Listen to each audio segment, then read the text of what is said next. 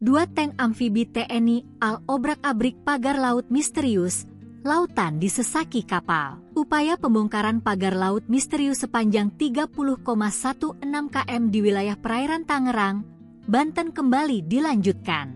Sejak pagi, sejumlah personel gabungan dari berbagai instansi sudah berkumpul di pos TNI AL Tanjung Pasir.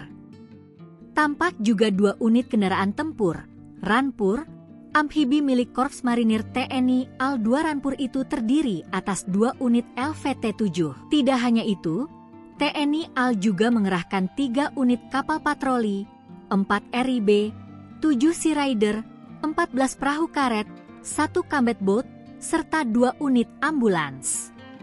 Selain itu, Kementerian Kelautan dan Perikanan, KKP, Polairut, KPLP, Bakamla, Pemda Banten, dan nelayan terlibat. Pembongkaran dihadiri Kepala Staf Angkatan Laut, KSAL, Laksamana TNI Muhammad Ali, Menteri Kelautan dan Perikanan Sakti Wahyu Trenggono, Ketua Komisi 4 DPR Siti Hadiati Haryadi atau Titik Soeharto, serta Kepala Bakamla RI Laksdia TNI Irfan Syah. Sebelum pembongkaran dilakukan, Komandan Pangkalan Utama TNI AL, Lantamal, 3 Jakarta Brigjen TNI, Mar, Heri Indarto memimpin apel gelar pasukan.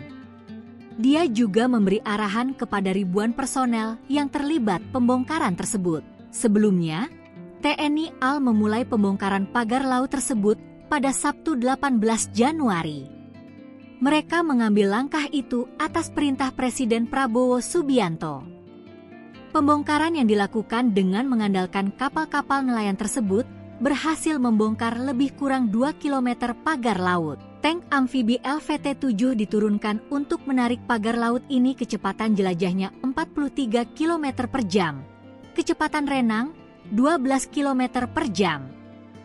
Kapasitas BBM 647 liter. Jarak jelajah 480 km.